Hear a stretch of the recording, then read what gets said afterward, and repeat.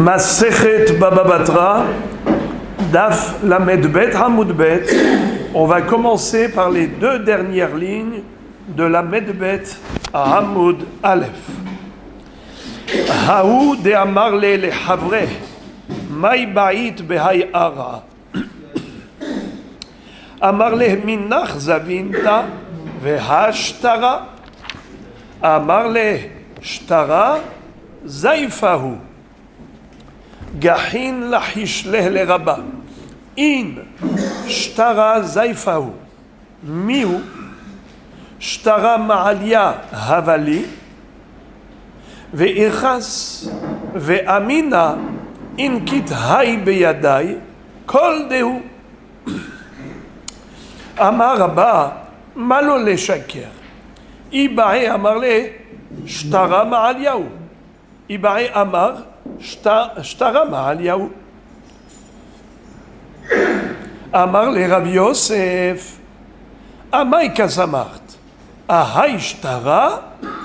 Ahai Shtara. Haspa Be'almahu. Une fois de plus, la Gemara nous raconte une anecdote concernant un litige, un conflit qui a éclaté entre deux personnes à propos de la propriété d'un bien immobilier. On va les appeler Réhouven et Shimon. Réhouven dit à Shimon, qu'est-ce que tu fais là? C'est mon champ agricole, c'est mon bien immobilier, il est à moi. Il lui dit, mais c'est toi qui me l'as vendu. Voici même l'acte de vente. Voilà l'acte de vente. Qu'est-ce que tu veux? Il lui a dit, c'est pas vrai, je ne te l'ai jamais vendu. Tu es un voleur et tu as falsifié l'acte de vente. Tu as fabriqué de toutes pièces un acte de vente. Ce qu'on appelle du faux et usage de faux. Alors, ils ont été au Beddin. Répétons. Haou de Amarle le Havre, celui qui avait dit à son prochain, Réhouven qui a dit à Shimon, Mai Bait Behai Ara, espèce de squatter, qu'est-ce que tu fais dans mon bien immobilier, dans mon champ? Amarle, il lui a répondu, Minach Zavinta, c'est de toi que je l'ai acheté, Vehashtara, et voici l'acte d'achat. Amarle, Shtara Zaifahu. Il lui a dit, tu es un menteur. Ce shtar-là que tu me présentes, c'est toi qui l'as fabriqué. Tu as imité la signature des témoins. Et maintenant, tu es en train de montrer comme quoi je te l'ai vendu. Menteur.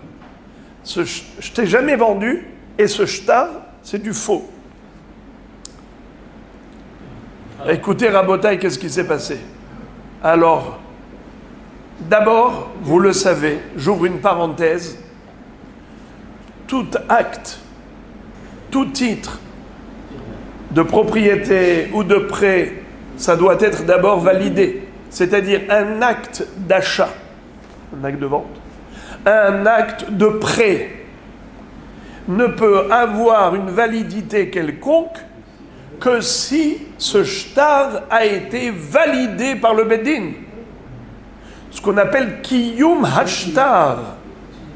Pourquoi? Parce que moi, je peux inventer des signatures et je vous dis que, voilà, il y avait deux témoins, Issachar et Zvouloun, ils étaient là, ils ont signé, ils sont partis en Australie. C'est trop facile. Alors, qu'est-ce qu'il faut? Il faut authentifier les signatures. Comment? Trois possibilités. Soit les Edim signataires viennent eux-mêmes au Beddin et ils disent Ktavia Denouze. C'est nous qui avons fait cette hatima, cette signature. Deuxième possibilité, c'est que deux personnes arrivent et ils disent on reconnaît la signature de ces signataires. On connaît les signataires et on reconnaît leur signature.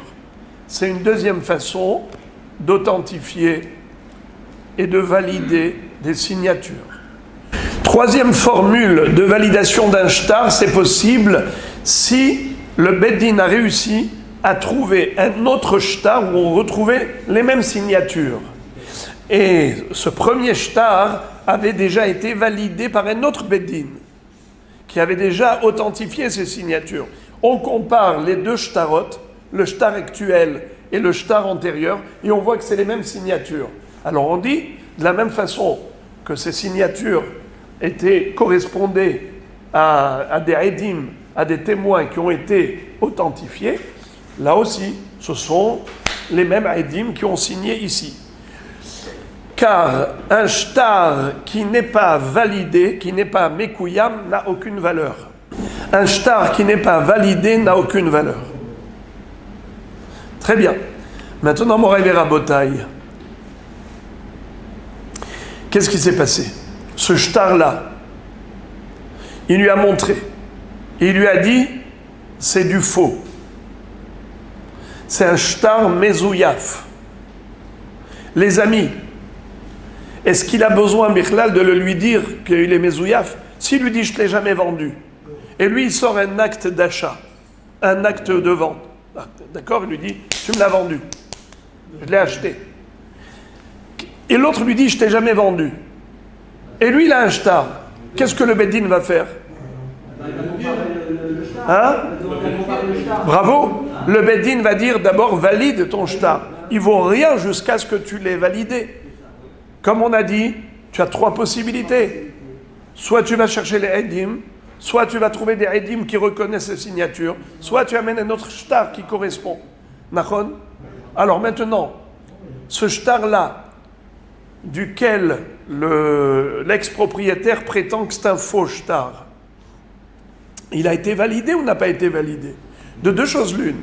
S'il a été validé, alors à quoi ça sert que l'autre dise il est mezouyav? Il peut dire jusqu'à demain qu'il est mezouyav, ça ne sert à rien. Car il a été validé.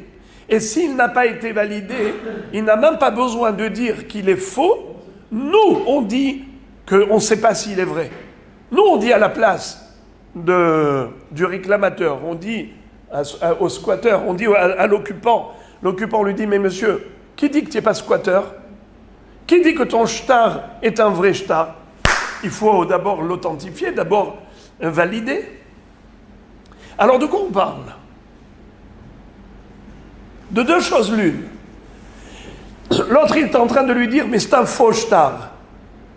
Il a été déjà validé. Ben, il peut dire jusqu'à demain, c'est un faux shtar, ça ne sert à rien. Car le Beddin sait que c'est un vrai shtar. À quoi ça sert qu'il dise c'est un faux shtar? Et si le Beddin n'a pas encore validé le shtar, alors même sans que lui prétende que c'est un faux shtar, nous on prétend que c'est peut-être un faux shtar. Alors de quoi on parle? Hein? Il n'est pas validé. Alors pourquoi il a besoin de dire c'est un faux shtar? De toutes les façons, ça ne sert à rien. C'est un shtar invalide, tant qu'il n'est pas valide. Alors, Rabota, écoutez quelque chose de très très fort. Le Rashbam, donc on a déjà dit que depuis le Daf Kafret, Kaftet, c'est le Rashbam qui a pris la relève. Rashi nous a quittés. Et Rashbam, son petit-fils, c'est lui qui continue de commenter le chasse. Lui, il cite deux Pérouchim pour répondre à cette question que je viens de vous poser. Rabbeinu Hanan El et un deuxième Pérouche. Écoutez, c'est incroyable.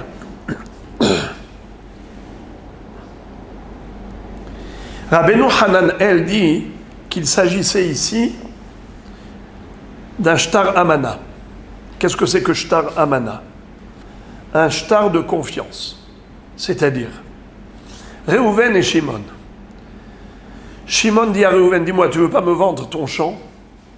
Il lui dit, oui, pourquoi pas? Tu sais quoi? Je suis d'accord. Mais nous allons procéder à la vente, on va faire la transaction commerciale. Mais je vais te dire, ici on a un sofer qui se trouve sous Lama, mais il doit voyager. Il a déjà son avion à 2h d'après-midi. Si il ne va pas nous écrire un shtar maintenant, on n'aura personne après pour établir le shtar. On va profiter de sa présence. On va faire un shtar amana. C'est quoi shtar amana? Un shtar de confiance. C'est-à-dire, moi je te fais confiance. Qu'est-ce qui va être écrit sur ce shtar? Moi, Réhouven, j'ai vendu à Shimon ce bien immobilier. D'accord? Mais je te fais confiance. Ah, attention, tu ne me le sors pas. Tant qu'il n'y a pas de vente, tu ne montres pas comme si je te l'ai vendu. Tu attends qu'il y ait une vente. Qu'est-ce qui s'est passé? Rabotaï, cette promesse de vente a eu lieu avant la vente et le shtar a été écrit sur la base de cette émouna, de cette confiance qu'a faite le prétendu vendeur, celui qui va vendre. Il a fait une confiance à son futur client. Mais il lui a dit attention, je ne t'ai pas vendu encore. Qu'est-ce qui s'est passé par la suite? Par la suite, qu'est-ce qui s'est passé? Réhouven et Shimon se trouvent en conflit devant le Beddin. Shimon dit je l'ai acheté. Réhouven dit je ne l'ai jamais vendu. Alors, Shimon fait sortir son shtar. Réhouven, qu'est-ce qu'il prétend? Ce n'est pas un shtar de vente, c'est un shtar amana ouzé. Shtar amana ouzé. C'est un shtar mezouillaf. Qu'est-ce que ça veut dire? C'est du faux. C'est du faux, non pas dans le sens que tu as fraudulé les signatures, tu as fraudé. Nahon, c'est pas que tout est faux. Il y avait vraiment des signatures par des signataires réels, mais tout cela, je leur ai permis de signer et d'écrire, ainsi de suite, parce que je t'ai fait confiance, mais je te dis clairement que ce shtar, tu l'utilises qu'après la vente, mais la vente, elle n'a jamais eu lieu. Je t'ai jamais vendu le bien. Qu'est-ce que tu fais là maintenant? Menteur, voleur. Et l'autre, il lui dit, pas du tout. La vente a eu lieu, et ça, c'est le shtar. C'est pas un shtar amana, c'est un vrai shtar. C'est un shtar qu'on a écrit après une vente réelle. Alors, Réhouven, il dit que c'est un shtar amana, et Shimon dit c'est un shtar mechira. Donc, lorsque Réhouven dit shtara zaifahu, c'est du faux et usage de faux, ça ne veut pas dire qu'il a été écrit et signé faussement. Non, c'était vraiment des vrais signataires. Seulement, ça ne correspondait pas à une vente réelle, ça correspondait à une promesse de vente. Ça veut dire à un projet de vente. En général, en temps normal, quand il y a deux personnes, Réhouven et Shimon, par exemple, on va parler du prêt. Réhouven a prêté de l'argent à Shimon. Réhouven a un shtar comme quoi il a prêté de l'argent à Shimon. Si Shimon lui dit, ce shtar, c'est un shtar amana, tu ne m'as jamais prêté, mais moi je t'ai fait confiance, comme on avait un sofer sous la main. Alors on a profité de sa présence pour faire rapidement un shtar sur la base du projet, sur la base du futur. Comme quoi, on avait programmé que tu me prêtes. Tu étais censé me prêter, mais finalement tu ne m'as jamais prêté. Et moi je t'ai fait confiance. Et on a fait écrire ce shtar, mais sur la base du prêt que tu vas me faire plus tard. Tu ne m'as jamais prêté. Alors maintenant, qu'est-ce qu'il dit Réhouven? Je t'ai prêté. Et ça, c'est un shtar de prêt. Qu'est-ce que dit Shimon? Tu ne m'as jamais prêté. Ça, c'est un shtar de amana. Alors, Rabotaï, quel est le din?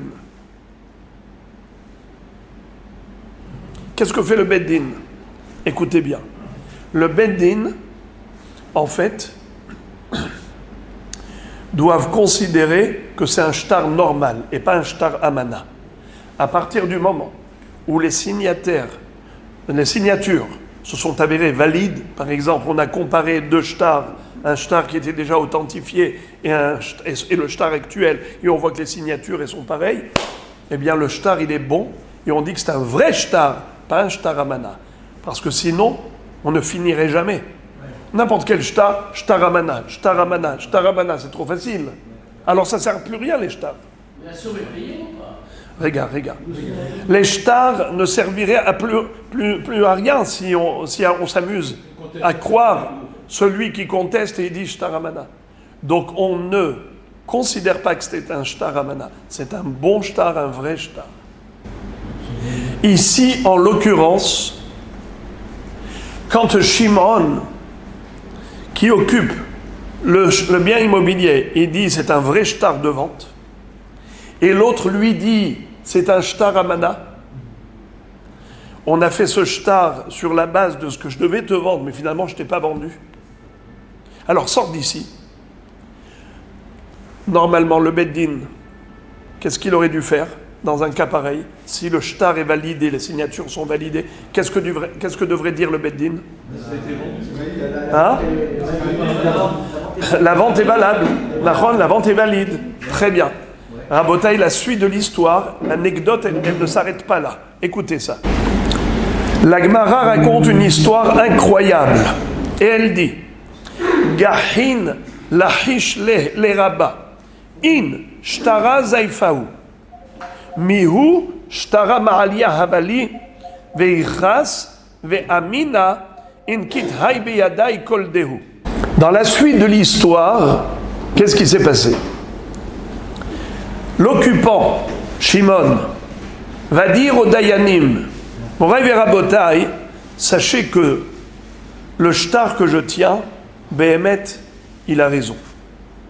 Je l'avoue, que ce shtar n'est pas authentique. Ce n'est pas un shtar de vente. C'est comme il l'a dit. C'est un shtar amana.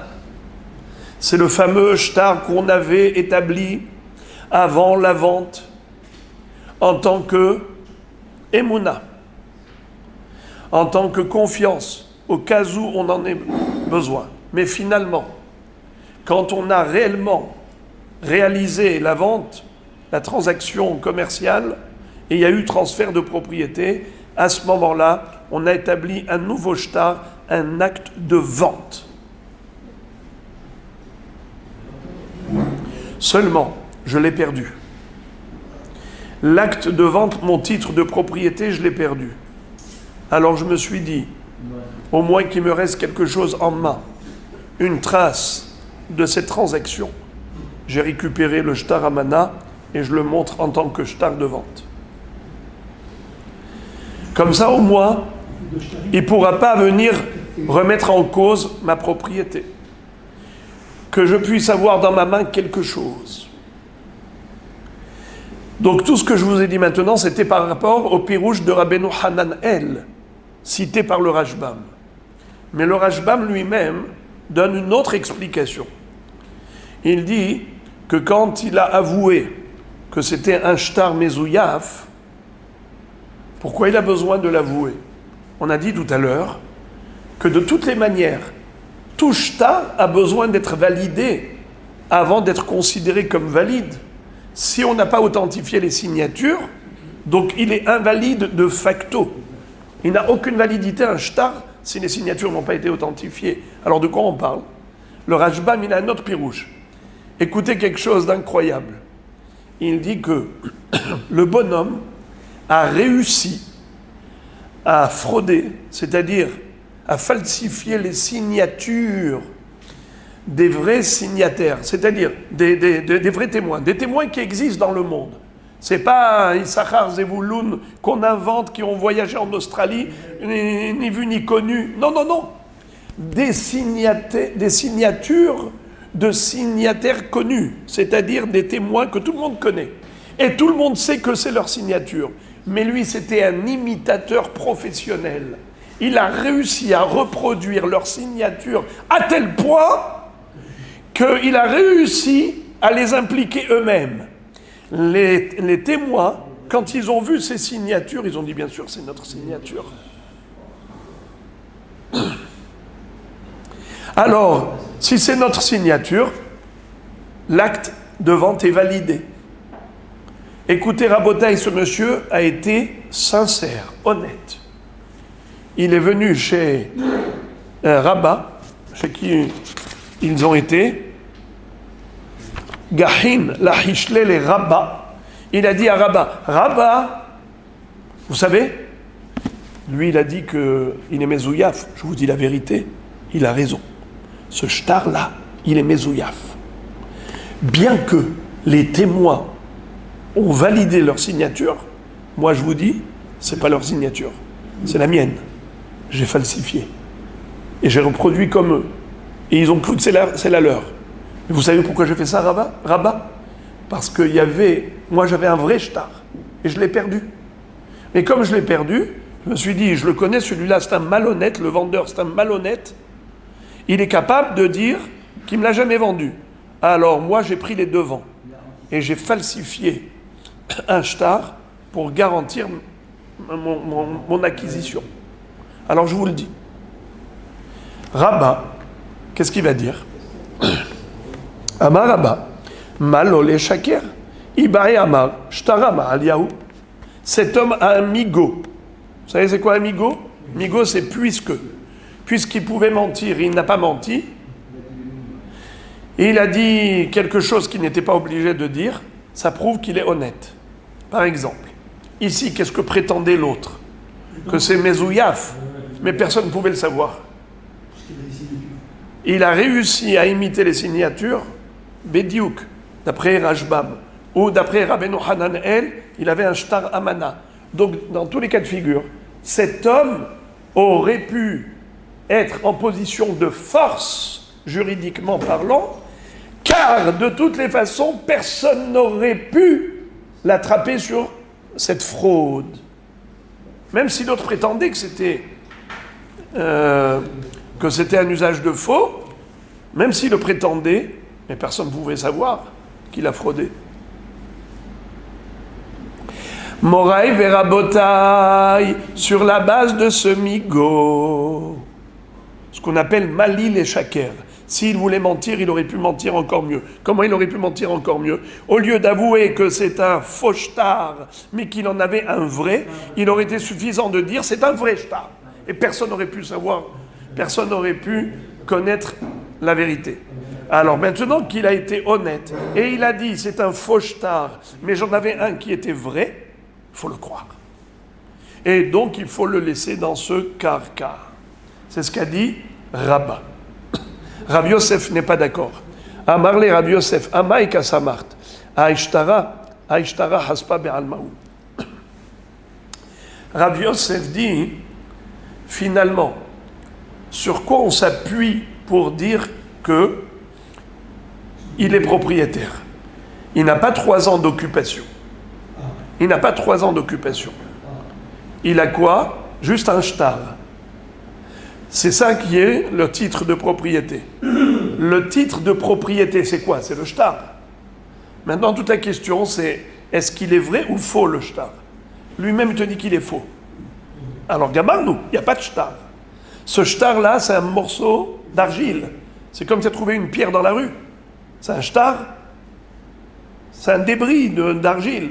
Haspa be'almaou. Lui-même, il avoue que ce shtar, c'est un faux shtar. Alors, quel est son titre de propriété? 0.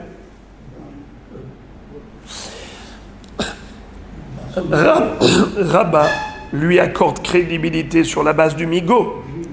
Mais Rabbi Yosef dit la propriété, c'est pas le migo.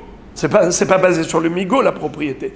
La propriété, c'est basé sur le shtar. Puisque lui-même, il avoue que ce shtar, c'est haspa be'alma, donc il n'a pas de shtar. S'il n'a pas de shtar, tu n'as pas mangé, tu n'as pas utilisé, consommé pendant 3 ans les fruits de ce champ, tu n'as pas de trazaka. Shtar, toi-même, tu avoues que tu n'en as pas. Out. Donc Rabba et Rabbi Yosef sont en mahloket à savoir à qui donner raison. Est-ce qu'à l'occupant ou bien à l'ex-propriétaire? Rabba donne raison à l'occupant parce qu'il a un migo, et Rabbi Yosef ne lui donne pas raison parce que lui-même il a avoué qu'il n'a pas de titre de propriété. Il n'a ni 3 ans de hazaka, ni de shtar, parce que lui-même il a dit que ce shtar il est mezouyaf. Alors même s'il a un migo, ça ne lui donne pas le droit de propriété. Ça, c'est une première mahloket entre Rabba et Rabbi Yosef à propos d'une transaction commerciale, transaction immobilière. On va faire maintenant un copier-coller. Exactement la même mahloket, le même débat, mais non pas par rapport à un acheteur et un vendeur d'un karka, mais par rapport à un emprunteur et un prêteur pour de l'argent. Mais ce sera exactement le même contexte. Hahu de amar le havre, havli me azouze de masik nabar vehashtara. Reuven dit à Shimon, rends-moi les 100 ouzes que je t'ai prêtés, et voici l'acte de prêt. Voilà, il y a écrit, moi Réhouven, j'ai prêté à Shimon 100 ouzes. Amar il lui a dit, Shtara Zaifahu. Ce shtar, il est faux. C'est-à-dire, tu as falsifié des signatures et tu as fabriqué un shtar comme quoi tu m'as prêté de l'argent. Mais ce shtar est faux. À nouveau, la même histoire similaire. Gahin lahishleh le rabba. In shtara zaifahu. Miu shtara ma'alia avali be'echaz. Ve'amina in kitai beyadai kol dehu. C'est-à-dire, Réhouven va chuchoter à l'oreille de Rabba, le Dayan. Il dit, Rabbi, je vous dis la vérité. Il a raison. Ce shtar, il est mezouillaf. Ça ne correspond pas au prêt. C'est soit shtar amana, comme d'après Pirouj Rabbeinu Hananel, soit shtar mezouillaf comme Rashbam, c'est-à-dire qu'il a tellement bien falsifié que même les Rédim ne se rendent pas compte de cela. Ils sont capables de dire, oui, c'est notre signature. Ils ont oublié, d'accord ? Et eux, ils se disent, mais ouais, on ne connaît pas quelqu'un d'autre qui signe comme nous. Ça, c'est notre signature. Mais c'est l'autre qui a falsifié. Alors, il détient un shtar qui est faux, qui ne correspond pas à ce prêt. C'est soit shtar amana, soit shtar mezouyav. En tout cas, Rabba lui donne raison. Rabba va dire Malil et Shaker, comme il avait donné raison auparavant. Amar Rabba, Malil et Shaker, Ibaï Amar, Shtarama Aliaou. S'il voulait mentir, s'il était malhonnête, il aurait pu tout simplement dire c'est un vrai shtar. C'est un shtar valide et on n'aurait pas pu démontrer le contraire. Et lui, il a eu l'honnêteté de dire c'est un shtar mezouillaf. Il a eu l'honnêteté d'avouer que c'est un shtar qui a été falsifié, ou un shtar amana. Et pourquoi il a fait ça ? Pourquoi il nous a ramené ça ? Parce qu'il dit, en réalité, je lui ai prêté de l'argent. En réalité, on a établi un vrai shtar. Il y avait 2 témoins, et tout. Mais j'ai perdu malheureusement ce shtar qui correspondait à la réalité du prêt. Mais comme je savais que cet emprunteur est un homme malhonnête, capable de tout renier, je me suis dit au moins je vais me sécuriser. Comment ? Je vais me prémunir, comment ? Eh bien je vous amène un faux shtar, soit shtar amana, de manière à ce que je puisse avoir un élément concret, une preuve concrète que je lui ai prêtée. Même si, je vous l'avoue, c'est pas vrai, c'est pas une preuve parce que je l'ai falsifié, ou bien c'est shtar amana, mais au moins ça me donne quelque chose, j'ai quelque chose en main, comme preuve. Alors, Rabba lui a donné raison. Il dit, étant donné que il aurait pu mentir, il a un migo, puisqu'il aurait pu mentir et dire c'est un vrai shtar, et personne n'aurait pu le contredire, maintenant qu'il avoue que c'est un faux shtar, mais que malgré tout il y a eu un prêt réel, il faut lui accorder crédibilité. Et donc Monsieur Shimon rembourse le prêt. Ça c'est Rabba. Rabbi Yosef n'est pas d'accord. Amar le Rabbi Yosef, Amai Kasamart, Haishtara Haspa Be'almaou. Rabbi Yosef adresse à Rabba la même objection. Il lui dit, mais tout compte fait, on a beau faire tout le détour, mais finalement, c'est quoi le point d'arrivée ? C'est quoi le point d'arrivée ? C'est le shtar. Tout ça, c'est pour... Le migo, c'est pour quoi faire ? Écoutez bien, le migo, c'est pour valider le shtar. Mais le shtar lui-même, il avoue qu'il est faux. Alors, tu valides du faux ? Tu ne peux pas t'appuyer sur du faux. Rabbi Yosef réfute Rabba. Il dit, ce n'est pas possible de donner raison à Réhouven qui prétend avoir prêté de l'argent à Shimon, car toute sa crédibilité est basée sur un shtar qu'il a montré. Or, étant donné que lui-même a avoué que ce shtar est faux, alors il n'a plus aucune base pour lui accorder crédibilité. Car la crédibilité, c'est son shtar. Il dit voilà, j'ai une preuve que je lui ai vendue, que je lui ai prêtée. Mais à partir du moment où il a avoué que ce shtar a été falsifié, donc c'est comme s'il n'y avait pas de shtar. Alors maintenant, c'est quoi le migo? Migo que le shtar, que ce qu'il dit qu'il avait un shtar, c'est vrai, il faut le croire. Mais maintenant, sur quoi il s'appuie tout ce migo? C'est sur ce shtar. Ce shtar, il vaut rien puisque lui-même il a avoué, donc on ne peut pas lui accorder crédibilité, c'est-à-dire on ne peut pas le considérer prêteur. Il n'y a pas eu de prêt. C'est quoi la preuve qu'il y a eu de prêt? C'est le shtar, mais lui-même il dit que le shtar il a falsifié. Donc tu ne peux pas t'appuyer sur un shtar pour dire qu'il y a eu un prêt. Alors maintenant écoutez quelque chose qu'on dit dans les yeshivot qui est très joli. C'est ce qu'on appelle une hakira, une recherche. Hein? Hakira, c'est hoker, approfondir. C'est une enquête. Voilà, comme une enquête. La hakira, elle est comme ça, très jolie. Quel est le sens d'un migo? Quand on dit migo, le migo qui veut dire que certainement cet homme, il dit vrai. Car s'il voulait mentir, il aurait utilisé un argument plus fort. Si tu vois qu'il a utilisé un argument qui est plus faible, c'est que ce qu'il dit, c'est vrai. Parce que s'il voulait mentir, il aurait utilisé un argument beaucoup plus crédible. Écoutez Rabotai la Hakira. Qu'est-ce que ça veut dire migo? Est-ce que c'est ce qu'on appelle koach hata'ana ou est-ce que c'est ne'emanut? C'est comme ça les termes yeshivatiques. Est-ce que migo c'est une ne'emanut ou migo c'est koach hata'ana? C'est-à-dire, je vais expliquer. D'abord, je vous donne les formules yeshivatiques. Ne'emanut ou koach hata'ana. Ne'emanut, c'est la chose la plus facile à comprendre. C'est quoi? Crédibilité. Ne'eman. Je te fais confiance. Puisque tu aurais pu dire quelque chose qui t'aurait donné beaucoup plus de crédibilité et tu ne l'as pas fait, ça prouve que tu es un homme honnête. Et donc, ça te donne un droit de crédibilité. Ça veut dire que maintenant, je te fais confiance dans ce que tu dis. Et je dis que ce que tu dis, c'est vrai. Tes paroles, il faut les croire.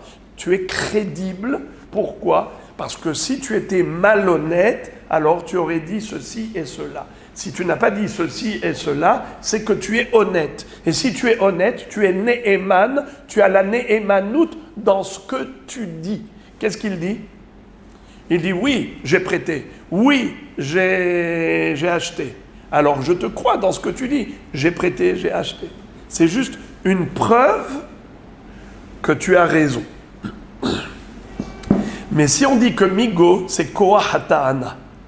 Migo, en fait, ça donne de la force à ce que tu es en train de prétendre maintenant. Maintenant, regardez. Ce monsieur-là, il vient avec un shtar. Le migo est censé donner une force au shtar pour dire que ce shtar, il est valide, Naron, puisqu'il a un migo. Étant donné que le migo est là pour injecter de la force au shtar, et que lui-même il dit que le shtar est nul, lui-même il dit que ce shtar il est faux, lui-même il dit que ce shtar il est shtaramana, ça veut dire que ce shtar est nul. Alors tu ne peux pas mettre de la force dans du nul. Vous comprenez? Si on dit que la force du migo, c'est pas juste de croire qu'il a raison, que certainement ce qu'il dit c'est vrai. Non, le migo, c'est de donner de la force à l'argument actuel. C'est quoi l'argument actuel? Shtar. Il vient, il nous montre un shtar. Ce shtar-là, toi-même, tu as dit qu'il est nul. Toi-même, tu as dit que c'est du faux et usage de faux. Alors, à partir du moment où toi-même, tu as annulé le shtar, le migo ne peut pas servir à rendre un shtar faux, le rendre vrai, car toi-même, tu as dit qu'il est faux. C'est pas parce que tu as un migo qui va devenir vrai, le shtar. Ce qui est vrai, c'est ce que tu dis. Ok. Mais sur quoi on s'appuie, nous? Pas sur ce que tu dis, sur le shtar. Or, le shtar, il vaut rien. Donc la mahloket entre Rabba et Rav Yosef, on peut dire que leur mahloket est basée sur ce débat. Quel est le concept de migo? Quel est le sens de cette notion qui s'appelle migo? Est-ce que c'est ne'emanut ou est-ce que c'est kohata'ana? Rabba pense que c'est ne'emanut. Et donc, puisque cet homme-là, il a un migo, donc il est ne'eman, il faut le croire dans ce qu'il dit. Qu'est-ce qu'il dit? Qui a eu vente, il faut le croire. Qu'est-ce qu'il dit l'autre? Qui a eu prêt, il faut le croire. Mais Rav Yosef dit non, le migo c'est kohata'ana. Ça donne la force à ce qu'il apporte aujourd'hui. Qu'est-ce qu'il apporte? Un shtar. Et le migo est censé donner une force à ce shtar. Mais lui-même, il a retiré toute la force à ce shtar en disant que ce shtar n'a jamais existé. C'est-à-dire que ce shtar ne correspond pas du tout à la vente et ne correspond pas du tout au prêt. Alors comment tu vas transformer un shtar qui n'était pas établi pour le prêt ou pour la vente, comment tu vas le rendre shtar de vente ou shtar de prêt? Vous comprenez? Voilà pourquoi Rav Yosef, il a dit, je ne peux pas lui donner crédibilité sur la base du shtar. La Gemara conclut en disant Amar Rav Idi bar Avin hilcheta kavate de Rava be'ara hilcheta kavate de Rav Yosef bezouzé. Alors là, vous allez tomber des nues. On a eu maintenant 2 anecdotes avec 2 mahloket, avec 2 psakim de chacun, c'est-à-dire Rav Yosef et Rabba, qui ont été cohérents avec eux-mêmes, parce que Rabba avait toujours la même position, Rav Yosef avait toujours la même position. Rabotai, quelle est la halakha? Figurez-vous qu'à propos, Ravidi Baravin a dit qu'à propos du karka, la halakha elle est comme Rabba, dans la première histoire. Dans la deuxième histoire, la halakha elle est comme Rav Yosef. Alors, quelle est? Non, mais pas seulement quelle est la halakha. La halakha elle est claire. Quelle est la halakha? Elle est claire la halakha. Il vous dit que dans le premier cas, la halakha elle est comme Rabba. Et dans le deuxième cas, la halakha est comme Rav Yosef. Alors dites-moi, qu'est-ce qu'avait dit Rabba? Que la vente est une vente. Qu'est-ce que Rav Yosef avait dit? Que la vente n'est pas une vente. La halakha est comme qui? Comme Rabba. Donc la vente est une vente. À propos du prêt, la mahloket Rabba et Rav Yosef. Qu'est-ce qu'il dit Rabba? Il y a eu prêt. Qu'est-ce que dit Rav Yosef? Il n'y a pas eu de prêt. Mahon? Alors, la halakha est comme qui? Comme Rav Yosef. Alors on ne comprend pas. Une fois tu es posé comme rabbin, une fois tu es posé comme Rav Yosef. Mais il faut être cohérent. La Gemara explique. La Gemara dit comme ça. Il cheta kerabba be'ara, decha de kaima ara, tikum. Vel cheta kavate de Rav Yosef, bezouze, decha de kaima zouze, lukme. C'est-à-dire, en fait, il faut considérer qu'on a un safek. On a un doute. Quelle est la réalité? Il y a eu vente ou il n'y a pas eu vente? Il y a eu prêt ou il n'y a pas eu prêt? D'après Rabat, comme ça. D'après Rabat, on a un safek. Qu'est-ce qu'on fait quand on a un safek? Alors, qu'est-ce qu'on fait? Celui qui veut soutirer l'argent de l'autre, c'est à lui d'apporter une preuve. Maintenant, qui est-ce qui veut soutirer de l'autre? Dans la première histoire, l'histoire de la vente du karka, qui veut soutirer à qui?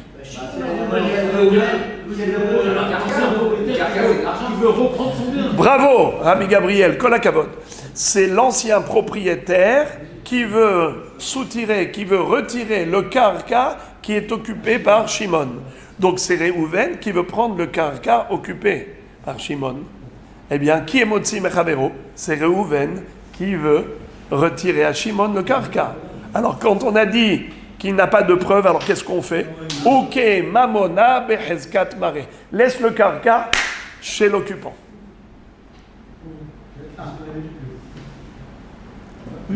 Alors il est attaqué Rabat. Donc la halakha est comme Rabat qui a dit que la vente est une vente valide. Maintenant au niveau de la deuxième histoire, l'histoire du prêt. Qui veut soutirer de l'argent à l'autre? C'est Réhouven à Shimon. Réhouven, le prêteur, le soi-disant prêteur à Shimon. Qu'est-ce qu'il dit Réhouven? J'ai prêté à Shimon. Shimon dit tu m'as jamais rien prêté. D'accord? Alors qui veut soutirer de l'argent à l'autre? Réhouven à Shimon. Alors qu'est-ce qu'on dit quand on a un safek? Hamotzi mechavero à la braya. Alors en attendant, ok mamona becheskat mare. Laisse l'argent chez qui il est. Chez qui il est l'argent? L'argent, il est chez Shimon. C'est Réhouven qui veut soutirer à Shimon. Donc l'argent est chez Shimon. Alors, on laisse l'argent chez qui? Chez Shimon. Donc, Rav Idi Baravin, il est tout à fait cohérent. Il laisse toujours le bien là où il est. Le carca était chez Shimon, il reste chez Shimon. L'argent est chez Shimon, il reste chez Shimon. Ça veut dire qu'on donne raison à celui qui détient la chose. Et là, maintenant, ça va aller très vite. On termine le Hamoud. Haou arva de amarle la love, habli me azouze de parati la malver ilavar, vehashtara.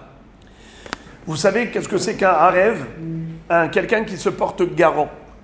Caution. Alors, Réhouven, Shimon, Lévi.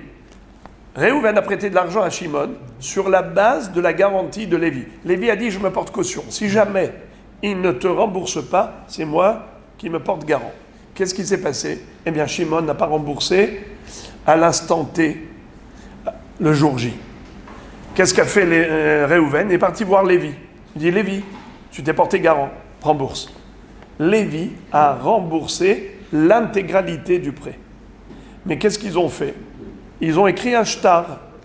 Un shtar comme quoi, c'est bon, il a remboursé. Donc je répète, c'est quoi le shtar qu'ils ont établi? Bravo.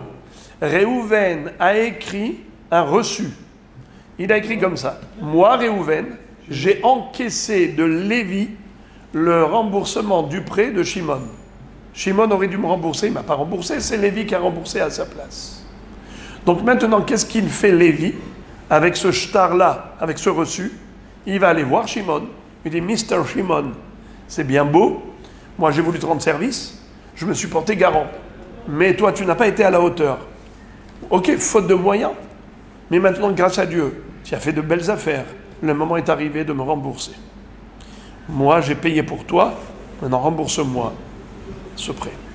Hashtara, Amarle, l'afpera atira, l'afpera attire, il lui dit, eh oh, tu oublies, je crois que tu as des trous de mémoire, toi. Je t'ai bel et bien remboursé. Un jour, tu m'as croisé là-bas à Rami Lévi ou à Osherad, et je t'ai remboursé. Tu m'as dit, voilà, le reçu, et je t'ai remboursé. Qu'est-ce que tu veux de moi encore? Tu veux que je te rembourse une deuxième fois? Ah, Marley, regardez ce qu'il lui a dit. Lavhadar shakaltinu minnai. Il lui dit, c'est vrai, tu m'as... comment il s'appelle? L'emprunteur, Shimon, avait remboursé à Lévi. Mais tout de suite après, il lui a dit, Lévi, tu es un homme hyper gentil. Tu m'as rendu un premier service. Lequel? Tu t'es porté garant, tu as payé pour moi. Je te demande maintenant un deuxième service. Tu vois l'argent, je te l'ai rendu? Je te dis la vérité, j'en ai besoin. Est-ce que tu peux me reprêter cet argent? Qu'est-ce qu'a fait Lévi gentiment? Il lui a prêté à nouveau cet argent. Je répète l'histoire. Réhouven, Shimon, Lévi. Réhouven a prêté 112 à Lévi. Pardon, à Shimon, excusez-moi. Sur la base d'une garantie. Laquelle? C'est Lévi qui s'est porté caution. Lévi dit à Réhouven, tu peux prêter à Shimon. Je me porte garant. Si jamais il ne rembourse pas, c'est moi qui suis là pour assurer. Il n'a pas remboursé. Lévi a donc remboursé à la place de Shimon à Réhouven. Réhouven a écrit un shtar, ce qu'on appelle un reçu. Moi, Réhouven, j'ai bel et bien reçu le remboursement que Shimon me devait par Lévi. Donc Lévi, il a une preuve qu'il a remboursé. Maintenant, Lévi va voir Shimon, lui dit, j'ai remboursé pour toi, rembourse-moi. C'est normal. C'est ça un garant. C'est quoi un garant? Un garant, c'est pas quelqu'un qui fait des cadeaux. C'est quelqu'un qui rend service. Il rembourse en attendant. Mais après, il se retourne contre l'emprunteur. Maintenant, qu'est-ce que lui dit l'emprunteur? Mais je t'ai déjà remboursé. On s'est croisés à Rami Lévi. Tu te rappelles pas que tu m'as demandé là-bas, à côté des avocats et des carottes, tu m'as dit, voilà le reçu, rembourse-moi. Tout de suite, je t'ai sorti l'argent, je t'ai rendu. L'autre, il lui dit, mais attends, après ça, tu m'as redemandé l'argent. Qu'est-ce que tu m'as dit après? Tu m'as dit, voilà, je vous ai remboursé, mais je vous dis la vérité. Voilà, si vous pouvez me reprêter, vous, en tant que deuxième prêt, ça m'arrangerait fortement. S'il vous plaît. Et vous avez eu la... Alors l'autre lui dit, en effet, j'ai eu la gentillesse de te prêter à nouveau. Nahon, oui ou non? L'autre, qu'est-ce qu'il dit? Tu m'as pas prêté une deuxième fois. C'est pas vrai. Tu m'as pas prêté une deuxième fois. Alors maintenant, c'est quoi le victoire? Écoutez le victoire. Le victoire, c'est que Lévi a un reçu comme quoi il a remboursé à Réhouven à la place de Shimon. Mais d'autre part, il avoue que Shimon lui a remboursé. Il avoue. Mais pourquoi il ne lui a pas remis le reçu? Alors dans ce cas-là, il fallait qu'il déchire tout de suite le reçu. Pourquoi il n'a pas tout de suite déchiré? Il lui a dit parce que il lui a prêté à lui à nouveau. Il a dit puisque tout de suite après m'avoir remboursé, il m'a dit Baba Kacha, s'il te plaît, je suis dans une situation de détresse, tu peux me reprêter? Et je lui ai reprêté. Et j'ai gardé ce reçu comme un gage, comme comment on appelle ça? Comme garantie. Comme garantie. Le même argent qu'il lui a rendu, le même argent il lui a donné. L'autre, qu'est-ce qu'il dit? Rabotai, qu'est-ce qu'il dit l'autre? Il a dit, mais je t'ai rendu, je t'ai rien demandé. Qu'est-ce que tu racontes des histoires, dormir debout? Tu fabules ou quoi? Que moi je t'ai redemandé une deuxième fois? Mais putain, j'ai pas besoin de ton argent.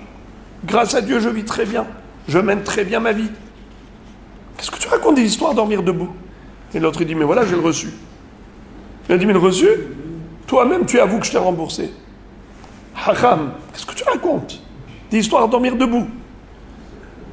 Waouh, ils vont au Beddin. L'autre, il dit, le même argent, je lui ai rendu. Et l'autre, il dit, tu m'as rien rendu, parce que je t'ai pas demandé de me prêter une deuxième fois.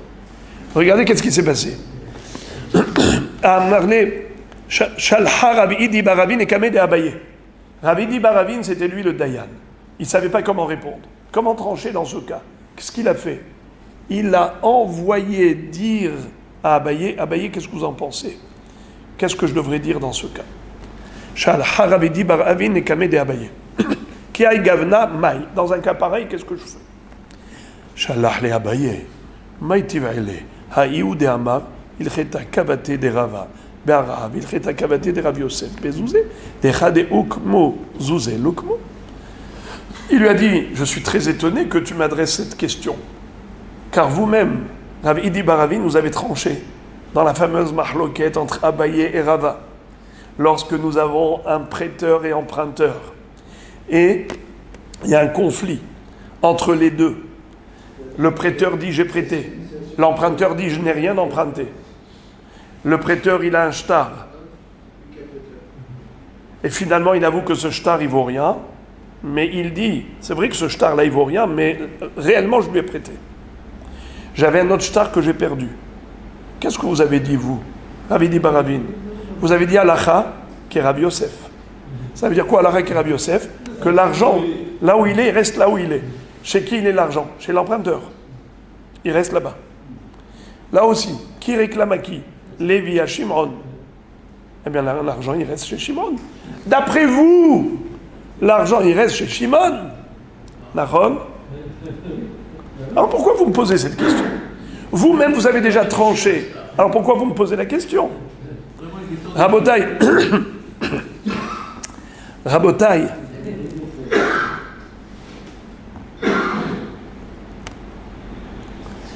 Vous savez comment on peut comprendre cette histoire?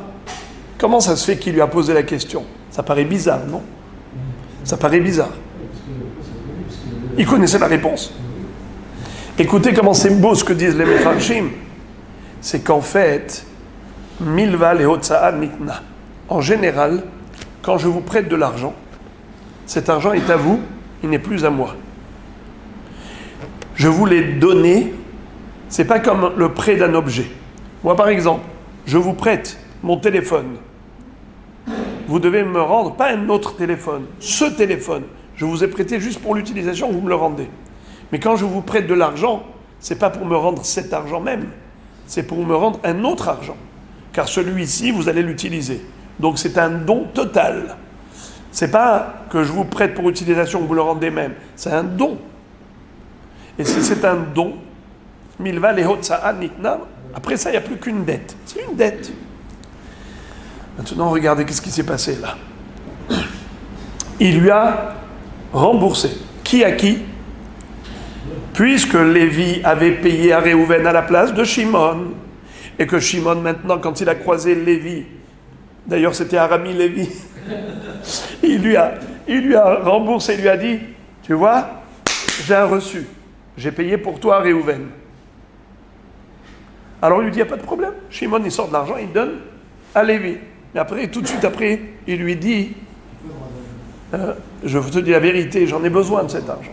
Si tu peux me rendre un service, prête-le-moi. Qu'est-ce qu'il fait Lévi? Il lui redonne.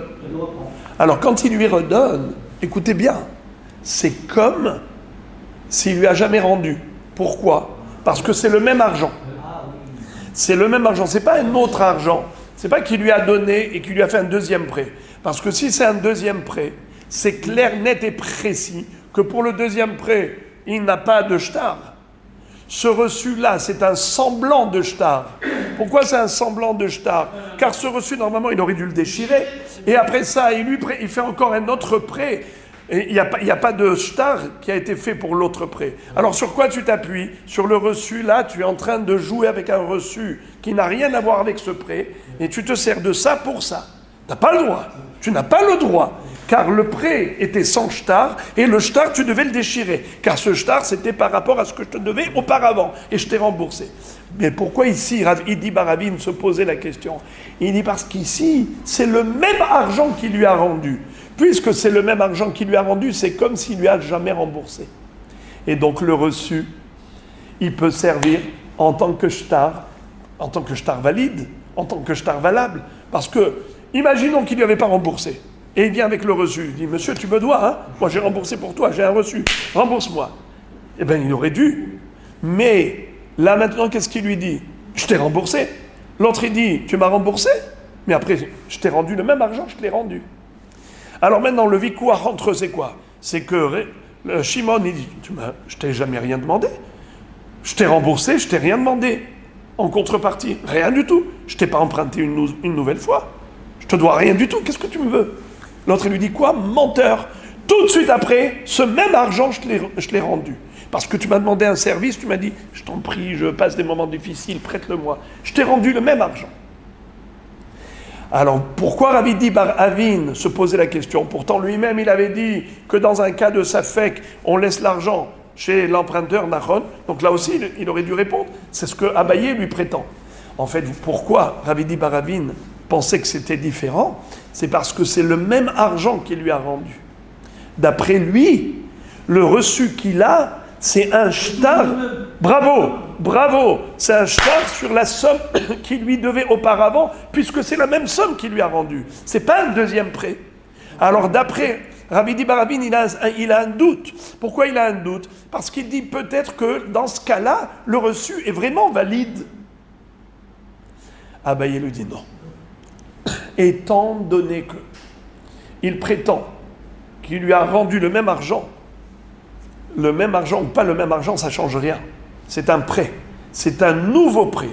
Et si c'est un nouveau prêt, le reçu, c'est une chose, il faut le déchirer. Le nouveau prêt n'a pas de shtar, donc il n'a pas de shtar. Donc, selon vous, étant donné que lui-même, il reconnaît qu'il y a eu ici deux histoires, le reçu, c'était une preuve que Shimon lui devait, mais Shimon a remboursé. Shimon a remboursé, tu déchires le reçu. Il ne vaut plus rien. Tu l'as gardé, il ne te sert à rien. Car après, quand tu lui as donné à nouveau l'argent, admettons que tu aies raison, mais ce n'est pas en rapport avec le reçu. Car tu lui as prêté, c'est vrai que c'est le même argent. Et alors, si c'est le même argent, qu'est-ce que ça change? Mais c'est un nouveau prêt. Puisque c'est un nouveau prêt, pour ce nouveau prêt, il n'y a pas eu de shtar. Toi-même, tu avoues qu'il n'y a pas eu de shtar. Alors, puisqu'il n'y a pas eu de shtar, pourquoi tu viens maintenant avec le reçu au Beddin? C'est du n'importe quoi, ce reçu. Vous entendez? Alors c'est pour ça que Abaye lui dit, selon toi-même, tu aurais dû trancher la halakha. Et donc c'est comme ça que Béhémet, il lui a répondu, qu'il lui doit rien. Shimon ne doit rien à Lévi, car le reçu n'est pas une preuve. La Gemara dit, attention, Vehanemile, de amarle hadart uzaftinu minay, aval amarle hadartinu ni alach mehamad de avu shaife vesumke, arte ish ite le shiabuda de shtara. Qu'est-ce que ça veut dire? Quand est-ce qu'en effet, il peut considérer que c'est un deuxième prêt, que s'il lui a dit, tu m'as redemandé que je te rende cet argent parce que tu en as besoin. Là, en effet, c'est un deuxième prêt. Mais s'il lui a dit, tu sais, les pièces que tu m'as données pour me rembourser, d'accord, c'est des pièces qui ne sont pas bonnes. L'effigie était effacée, les pièces, elles étaient oxydées, toutes rouillées. Et je t'ai dit, qu'est-ce que tu me donnes là? Je t'ai rendu. Alors dans ce cas-là, c'est comme s'il lui a jamais remboursé. Si c'est un deuxième prêt, alors normalement le reçu, il aurait dû le déchirer. Mais si c'est pas que il lui a rendu les pièces en tant que deuxième prêt, il lui a rendu les pièces parce qu'il n'était pas satisfait de ce remboursement, alors là c'est considéré que le même prêt est resté en vigueur. Et le reçu, dans ce cas-là, il est vraiment valide.